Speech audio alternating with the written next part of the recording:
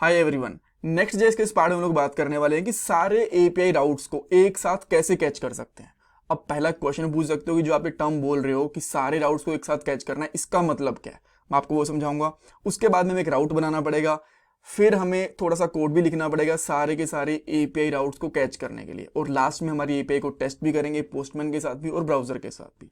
ये हमारी प्लेलिस्ट है, इसके अंदर 44 वीडियोस आ चुकी हैं, लिंक डिस्क्रिप्शन बॉक्स में इस प्लेलिस्ट का। ये प्लेलिस्ट आपकी डेफिनेटली हेल्प करेगी नेक्स्ट जेएस की जॉब के लिए भी और नेक्स्ट जेएस के प्रोजेक्ट के लिए भी। सो पूरी प्लेलिस्ट को देखना, आपको काफ़ी नॉलेज मिलेगी।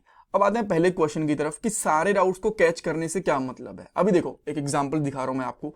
अभी आपको यहाँ पे एक यूजर की लिस्ट दिख रही होगी जहां पे 4 यूजर्स दिख रहे हैं आपको, ठीक है। अगर मैं स्पेसिफिकली नाम बताऊं, Anil, Bruce, Peter and Tony. अब अगर मैं यहाँ पे कुछ भी लगा देता हूँ, फॉर एग्जाम्पल मैंने यहाँ पे लगा दिया 20, एक यूजर निकालने की कोशिश करी तो मुझे सिंगल यूजर का डाटा मिल गया। बट मैं चाहता हूं कि इसके बाद में अगर और भी यहाँ पे पैरामीटर्स हो तो वो भी कैच हो जाए। जैसे कि अगर मैं यहाँ पे लिखता हूं अनिल या फिर कुछ और, तो अभी के लिए क्या आ रहा है 404। अगर मान लो ठीक है मैं कोड के अंदर इन दोनों राउट्स को हैंडल कर लूं, तो हो सकता है कि यहाँ पे एक और पैरामीटर हो, जैसे हो सकता है उसकी एज, ठीक है। अगर मैं 3 को हैंडल करूं तो हो सकता है यहाँ पे एक और पैरामीटर हो, फिर एक और पैरामीटर और एक और पैरामीटर हो। यहाँ पे बहुत सारे हमारे आप कह सकते हो सब पैरामीटर या फिर सब राउट्स भी हो सकते हैं एक मेन राउट के अंदर। तो उन सबको एक साथ कैच कैसे कर सकते हैं नेक्स्ट जेएस के अंदर, ये पॉइंट है। बिकॉज अगर मैं एक को हैंडल करूंगा, जैसे अभी मैंने 20 को हैंडल कर रखा है, आपने भी देखा होगा यहाँ पे। अगर हम लोग यहाँ पे चेक करते हैं ना, जहाँ पे यूजर की आईडी आ रही है, तो एक को हमने हैंडल कर रखा है, 2 को भी हैंडल कर लेंगे, 3 को भी। बट अगर हमें पता ही नहीं है कि एक होने वाला राउट के अंदर 2 पैरामीटर होने वाले हैं, 3, 4, 5, हमें पता नहीं है, तो हम लोग कैसे इसको मैनेज करेंगे। तो उस केस के अंदर ना हम लोग ऐसा कोड लिख देते हैं कि जितने मर्जी यहाँ पे पैरामीटर्स हो, जितने मर्जी यहाँ पे सब राउट्स हो, सारे के सारे हमारे पास यहाँ पे कैच हो जाने चाहिए। कैसे, अब जाते हैं हमारे कोड के ऊपर। सबसे पहले मैं पूरे के पूरे प्रोजेक्ट को कोलैप्स कर देता हूँ, बाद में जाएंगे एसआरसी के अंदर, ऐप के अंदर, और आपको एपीआई वाला फोल्डर दिख रहा होगा यहाँ पे, ठीक है। मैं एक न्यू राउट बनाता हूँ फ्रेश, ताकि सब कुछ अच्छे से समझ में आए, और उसका मैं यहाँ पे लेट से नाम रख देता हूँ स्टूडेंट। तो जैसे कि मैं यहाँ पे आके स्टूडेंट ऐसे लिखूंगा ना, तो उसके साथ में आपको सबसे पहले ब्रैकेट्स लगानी पड़ेगी और 3 डॉट लगाने पड़ेंगे, ऐसे जैसे कि हमारा जेएस के अंदर स्प्रेड ऑपरेटर होता है ना, रेस्ट ऑपरेटर होता है, उस तरीके से। जैसे हम लोग यहाँ पे लिखेंगे इसके अंदर, इस फोल्डर के अंदर, ये फाइल नहीं बनानी है, फोल्डर बनाना, आपको ध्यान रखना है। इसके अंदर एक फाइल बना दो, राउट डॉट जेएस। आप एक बोलोगे यार ऐसी चीज हम लोगों ने जो पेजेस बनाए थे तब भी बनाया था। जी हाँ, ये हमारे मल्टीपल एपीआई राउट्स के लिए है, और अगर हम लोग मल्टीपल स्क्रीन्स की बात करें, मल्टीपल पेजेस की बात करें, तो उसके लिए मैं एक पहले ही वीडियो बना चुका हूं इस प्लेलिस्ट के अंदर, उसका आपको आंसर मिल जाएगा, ठीक है। अगेन, तो अब इसके अंदर हम लोग थोड़ा सा कोड लिख के देखते हैं। सिंपली मैं यहाँ पे लिखता हूँ सबसे पहले इम्पोर्ट।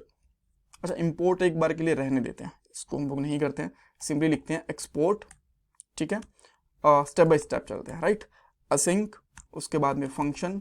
अभी के लिए मैं गेट मेथड यूज कर रहा हूं, आप चाहो तो कोई और मेथड, पुट मेथड वगैरह भी यूज कर सकते हो, जो भी आपको मेथड बनाना है। अभी के लिए मैं सारे के सारे राउट्स को गेट मेथड के लिए हैंडल करूंगा, ठीक है। यहां पे लिखूंगा रिक्वेस्ट, और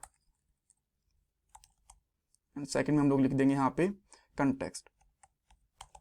कुछ भी आप नाम लिख सकते हो पैरामीटर्स का, कुछ जरूरी नहीं कि आपको ये दो ही रखने। यहाँ पे REQNCON भी लिखोगे तो भी चलेगा। आफ्टर दैट हम लोग यहाँ से कुछ रिटर्न करवा देते हैं इस तरीके से, और यहाँ पे लिखेंगे हम लोग न्यू रिस्पॉन्स, और इसकी ब्रैकेट में मैं कुछ लिख देता हूँ अभी के लिए, जैसे कि ऑल राउट्स कैच, ठीक है। अब सेव करेंगे, यहाँ पे आएंगे, और यहाँ मैं सिंपली लिखता हूँ स्टूडेंट। स्टूडेंट ही बनाया था ना हम लोगों ने, हाँ। तो आप देख सकते हो ऑल राउट कैच। अगर मैं यहाँ पे लिख देता हूँ अब ABC, स्टिल वर्किंग फाइन। इसके अंदर मैं एक और पैरामीटर लिख देता हूँ XYZ, अभी भी काम कर रहा है। अब अगर मैं यहाँ पे कुछ और लिख देता हूँ तो ये भी काम कर रहा है। कुछ भी मैं जितने मर्जी पैरामीटर दे दूं, ये परफेक्टली काम करेगा स्टूडेंट के बाद में। तो स्टूडेंट के ऑल राउट्स हमारे पास यहाँ पे कैच हो गए। नाउ द थिंग इज, ठीक है, हम लोगों ने सबसे पहले डाल दिया लेट्स से ID 10, इसके बाद मैंने डाल दी ID, उसके बाद में 10 डाल दी मैंने ID, देन उसके बाद में मैंने डाल दिया नेम अनिल, उसके बाद मैंने डाल दी यहाँ पे एज 20। तो ये रिक्वेस्ट क्या हम लोग यहाँ पे एक्सेस कर सकते हैं? आंसर है हाँ, बिल्कुल कर सकते हैं, कोई दिक्कत नहीं है। कैसे, मैं आपको बताता हूँ। सिंपली यहाँ पे कुछ मत लिखो, यहाँ पे लिखो console.log, और यहाँ पे कंटेंट को प्रिंट करवा दो। जैसे हम लोग यहाँ पे कंटेंट को प्रिंट करवाएंगे, यहाँ पे इसको रिफ्रेश करेंगे, ब्राउजर के ऊपर आओ, जहाँ पे देखो पैरामीटर के अंदर आपको क्या मिल गया, स्टूडेंट, और स्टूडेंट की जो एक पूरा का पूरा पैरामीटर वो मिल गया आपको, स्टूडेंट का नेम, उसका आईडी, उसकी एज एंड नेम, सब कुछ मिल गया आपको, ठीक है। अच्छा, तो अब इनको अगर एक एक करके गेट करना हो तो वो कैसे करेंगे, तो सिंपली आप यहाँ पे लिखो user student detail, students details, ठीक है। यहाँ पे लेट ले लो या कॉन्स्ट ले लो, जो भी आपको ठीक लगे, और अगेन सिंपली यहाँ पे लिख दो content dot params dot student, ठीक है। एंड अब आप क्या करो, इसको लॉक करवाओ, यहाँ पे लिख देता हूँ स्टूडेंट डिटेल, और ऊपर वाले को मैं यहाँ से हटा देता हूँ। सेव करेंगे, यहाँ पे आते हैं, इसको एक बार के लिए रिफ्रेश करते हैं, और अब मैं यहाँ पे ब्राउजर में चलता हूँ। देखो स्टूडेंट मिल गया, उसकी आईडी मिल गई, सब कुछ मिल गया हमें, ठीक है। एक मेन राउट स्टूडेंट, और उसके बाद में उसकी आईडी, उसका नेम और उसकी एज, सब कुछ मिल गया हमें। ऑलराइट, अगर आप इनको यूज़ करना चाहते हो, इनको रिटर्न करवाना चाहते हो, तो वो भी कर सकते हो। जैसे कि लेट से हम लोग इसको नेक्स्ट रिस्पॉन्स के साथ में रिप्लेस कर देते हैं, ठीक है। ये ऊपर से हमारे पास नेक्स्ट जेएस का जो सर्वर रिस्पॉन्स नेक्स्ट रिक्वेस्ट थी वो इंपोर्ट हो गई, ठीक है। एक्चुअली ये नेक्स्ट रिस्पॉन्स आएगा यार, राइट, और इसकी हमें जरूरत नहीं है, तो मैं इसको हटा देता हूँ।